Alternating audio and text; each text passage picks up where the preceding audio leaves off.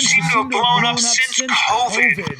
And sometimes it's a little difficult for me to watch how outside the mix I am after my entire life of dedication to a craft and to my business. Well, I'm not in Hollywood anymore. That's a little bit. You're out. I'm out. And probably will never get back in here, and I won't get back in. And so that's tough sometimes when you're 57 and you've worked hard and you had some success, and then see ya, and then you're on your own. That's a little bit hard. It triggers you? Yeah, well, it just reminds me of some things that have gone bad, and so would you it makes me red angry. Not for their success, no, of course not. For the world, you know. But I will say this. Let me just be positive. Hey, let's get positive. No, fake positive. You gotta lose. But when you lose everything and you build it back, then you're probably a fully realized human being. And that's part of what a lot of successful people do, and that's what they tell themselves before they blow their fucking No, so now it's all set. Now listen, I'm fine. Look at me. I'm taking my ball, I'm going home. I don't have my ball. I'm just gonna go home. You're home. You guys playing? You got enough people on the court? You didn't get a ball. I'm over here. I'll be stretching. Okay, you got it. I'm gonna go home. I'm gonna throw a ball against the wall if that's cool. I'll throw a ball against. Anybody wants to come see me throw a ball against the wall? You go ahead. Yeah, I think it's a number of things, Opie. It's like, let's think who's on there. So you said blew up after COVID, so it's good. No, it's good. Let's think about. Let me just think about that. So it's like 2019. It's like Tony Hinchcliffe, right? He's been grinding for a hot second. Well, all these guys, it's like third time. So yeah, so it would have happened. Take COVID out of it. Eventually, it's going to happen. Things are good. Guys are so talented and good. It's going to happen regardless. It's just some take longer. So it's like it's just for Tony. It's like now it's his time. We have the torch for quite some time. My momentum in 2019 was fucking on. It was finally red hot. Well, I was so busy. I had sold a show. I was doing another show. I was on 2 TV shows. My problem was I didn't know what to do with my time. For real, I was like, I was going to be on 2 shows. And then one of which was like the most popular show on ABC. And then I remember the last show I did at the Palm Beach Improv.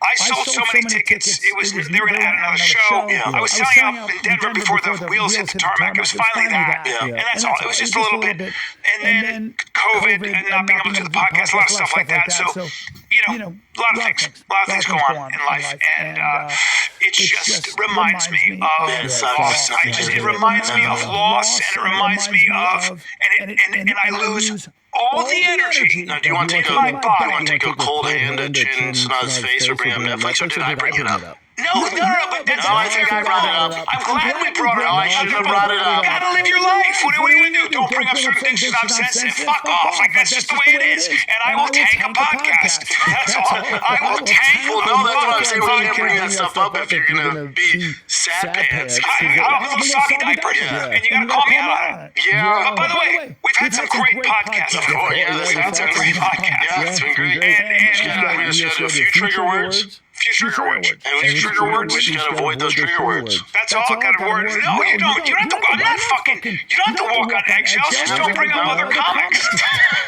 And Netflix. That's all. Just don't bring up success. Don't bring up money or don't bring up flying privately or anything like that. Just can't bring up anybody I've ever worked with. Don't bring up dreams. Don't bring up my dreams. That's all. Don't bring up my dreams that have been dashed to the rocks. Don't bring up my Humpty Dumpty dreams. Just don't do that. And we'll be fine. Now you don't have any energy. Hey, dude! Now you're fucking all mopey pants. Yeah, because there's nothing we can do. Like, this is the situation. It's fine. We ran with the torch for a hot fucking second. We did have the torch for a hot second. 10 years, dude. 10 years of fucking... How many podcasts are out there now? Hey, at least we get a lot of thanks. A little fucking respect for your elders, you fucks.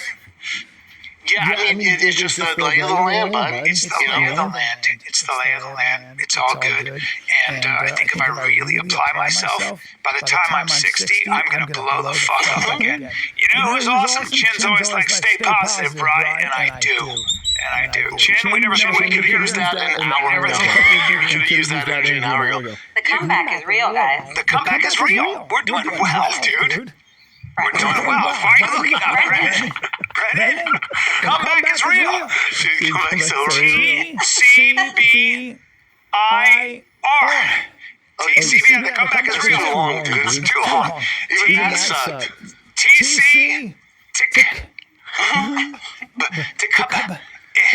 Ticker. Just gotta keep doing your thing, baby. Dude, keep wearing that beanie. Let's go. You know what? I don't want you to get sad way in Appleton, Wisconsin. Appleton, Wisconsin at the Skyline Comedy Clubhouse. It's been a blast. I mean, the realization that their careers are over, at least they can kind of recognize it. I mean, Schaub is still just lying, but I mean, the stand-up is pretty much done. He's lying about why he stopped doing it, but he couldn't sell any tickets.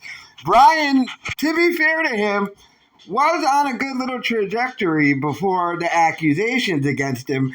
I mean, he did sell some shows. He was going to have a show on Netflix with Chris D'Elia. Then the accusations happened and his thing was over. But Brendan Schaub's career being over was completely self-inflicted. Brendan Schaub had no accusations against him.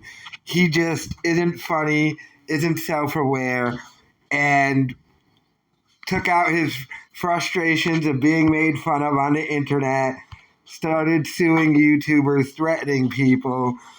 And look, if you're not a funny dude, being Joe Rogan's friend can only get you so far in the business. I mean, genuinely not a funny guy. I mean, sure, I know people will say, you know, like, we don't find Bert funny or Tony Hinchcliffe funny or any other one of Rogan's dudes, but let's keep it real. Those people were established stand-up comedians before they became Rogan's friends, unlike Brendan Schaub. So, I mean, his downfall and career being over was completely and utterly his own fault. But, I mean, the fact that these two are just sitting here on their dead podcast going, oh, any day now. But I think even now they've accepted it, that it is done. It is over. They pay money to do this at this point, but they both got rich fathers, so I guess they can just keep that going for as long as they need to. But, I mean, like, they're supposed to be doing another gig this month at the Vulcan in Austin. I guarantee you that gig gets canceled because they can't sell any tickets. They barely sold any tickets the first time. Tried to go a second time, had to cancel it. Bryan Callen made up some reason why he couldn't go. Something about, oh, my girlfriend's going to have another baby when I'm 82 years old. But I'm dying to know what the excuse this month is going to be for why they can't do the Vulcan. If they were ever just honest and just said, look, guys, we couldn't sell any tickets, so we're not doing the show, maybe they would actually sell tickets.